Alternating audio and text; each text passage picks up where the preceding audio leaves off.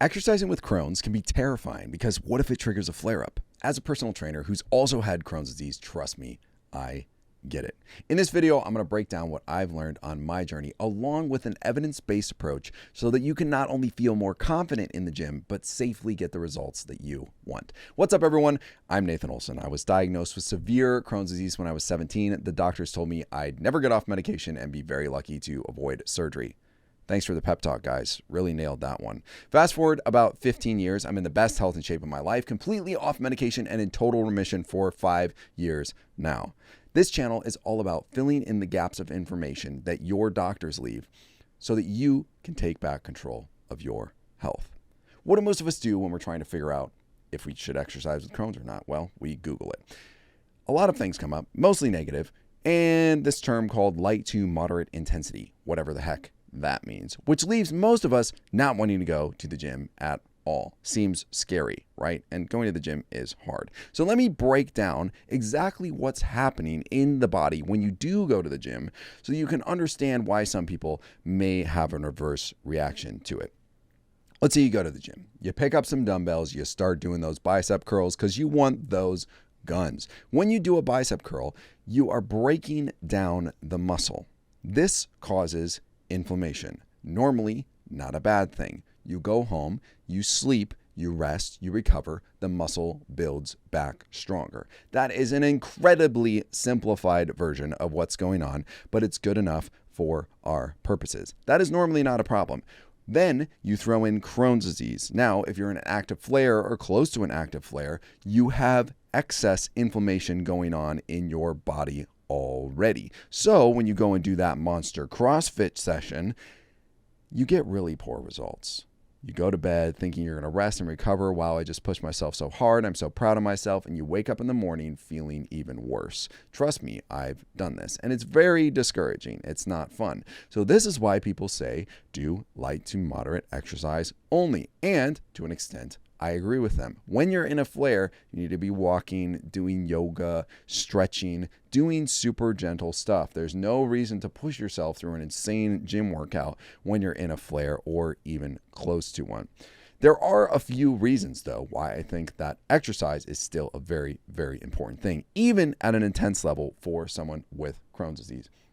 The first and biggest one is having muscle density, aka being jacked, isn't all about just looking good in a swimsuit. In fact, that's like a side benefit.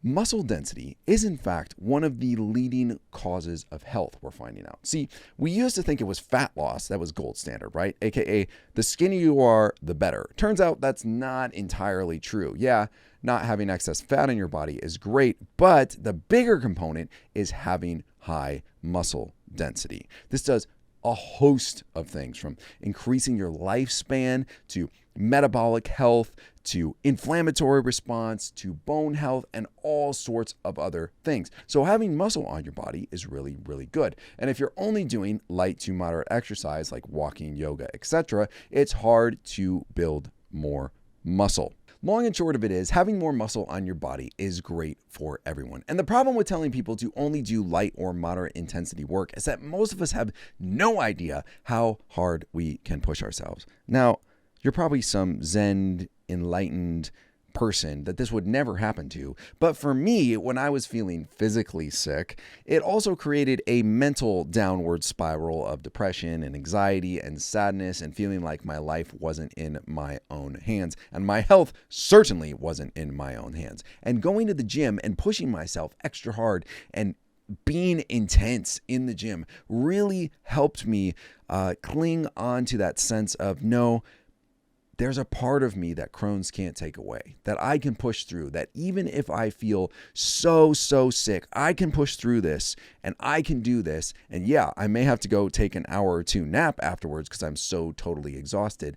But in this moment, I want to push through and regain control. And that really helped that mental downward spiral stop and arrest that and help it go back in the other direction. Because I'm not sure if you know this, but exercise is the world's #1 antidepressant. And if you are trying to get over something like Crohn's or colitis, it is a long, difficult road. And it's very easy to get mentally and emotionally exhausted and drained, and you need to put things in your life that can help you out of that. And exercise, for me at least, was one of those things. Lifting also gave me a huge confidence boost as my body started to change. No matter what anyone tells you, when you look in the mirror and you feel good about yourself, it does help your self-esteem and confidence, which can be another thing that takes a big hit if you're really sick all the time with Crohn's. So as you can see, there are a lot of benefits to occasionally pushing yourself when you can in the gym. Yes, light to moderate when you're feeling sick, when you're really run down, when you're not feeling good, but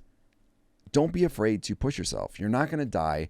I would just encourage that you rest more, even more than you think you need. I'm talking about 10, 12 hours of sleep a night, maybe a nap. Really rest and recover. Your body really needs to reset. Sweet. Muscles good, workout good, fitness good. Yes, yes, yes. How do we do this? The first thing I would suggest is get a good warm up. Now, any trainer would suggest this. It's always important to warm up, but even more important for people with Crohn's, because what I found is that when I was immobile for a long period of time and then started moving, it activated the bowel and I needed to use the bathroom usually. So I would warm up, use the bathroom, and then work out. That helped ease me into things, so to speak. The second piece is, and this was a game changer for me, was I made a promise to myself that if I had said I'm going to go to the gym the next day or the next week or whatever, and it was that day and I woke up and I felt like crap, I would still go to the gym. I would still do my warm up. And then I would assess and ask myself, am I really so sick that I just can't do a workout today? And I would allow myself to say yes. I would allow myself to leave after I had gone to the gym and done the warm-up. Because what I was doing before that was waking up, feeling so sick on those days, being like, oh man, I can't do an hour workout today. There's no way. And then just ending up not going to the gym. But what happened with this method was I would continue to go to the gym. And after you do a warm up, a lot of times you're like, man, I'm already here. I might as well do a few squats. Might as well do a little stretching. Maybe I can just do some ab work, something chill, something light. It's way easier to continue your workout and stick to your goals. But it gives you an out to leave with your head held high on those days that you really don't feel good, because there are those days where it's not about mind over matter. You just cannot push through. You need to give yourself an out there. The other piece of this is an exercise I would avoid, and that is crunches. Guys, for the record, I'll go on YouTube saying this. Crunches don't get you a six-pack. In fact, if you never did crunches in your life, you could still have a six-pack. I can't remember the last time I did crunches. And if you have stomach pain, why in the world would you crunch? That just sounds like not a good time. So anybody telling you to do that, just skip that exercise. There's so many other ways to work your core. You do not need to be doing crunches. What should you be doing is super basic stuff. When I first became a trainer, very basic. Then I got really in the weeds with all this complicated stuff. And now, 10 years later, I'm back to pretty basic stuff. Today, I literally did squats, an overhead press, a row, and then 2 auxiliary type of work for my bicep and my glutes. You don't need to get fancy, especially if you're just first starting out. Squats, deadlifts, rows, lunges, glute bridges, pull-ups, push-ups, an overhead press of some sort. I'm probably missing something, maybe like a plank or something for your core. It doesn't need to be more complicated than that. You can do most of those things at home. You need a pull-up bar, maybe you need a kettlebell or something, or you can just go to the gym. But don't listen to these people that are telling you you need their fancy program and their banded exercise and all this stuff to get the perfect looking butt and whatever. It's mostly nonsense, especially if you're first starting out. Fortunately for you guys, I got you. I created a program specifically for people with Crohn's and colitis, because what I was running into was I would try and program a full 6 or 5 day week of workouts, and then on day 3 would feel like crap and miss my workout and feel really guilty and bad about myself and beat myself up, until I got to the point where I was like, this is not working. So I created a program that worked with me, that allocated time for those days where I was not feeling good. And I wrote this all up into a PDF. It's called the Adapting Oscillation Training Method. I've linked it below, completely for free. Workouts, videos, links to kettlebells and pull-up bars if you need those. You can honestly do most of this stuff at home if you want. There's ways to load and deload. So on the days that you really don't feel good, there's workouts for those days. And then the days you're feeling strong and ready to get after it, there's also workouts for those days, because I don't want you guys to leave this video and not go do something today. I want to see you go out there and do something today. So go download that PDF right now and do a workout after this. Link a selfie in the chat or something. I don't know. Just be like, yo, Nate, I crushed my workout. That would make me so happy. Thank you for watching this video. I believe in you, and we'll see you next time.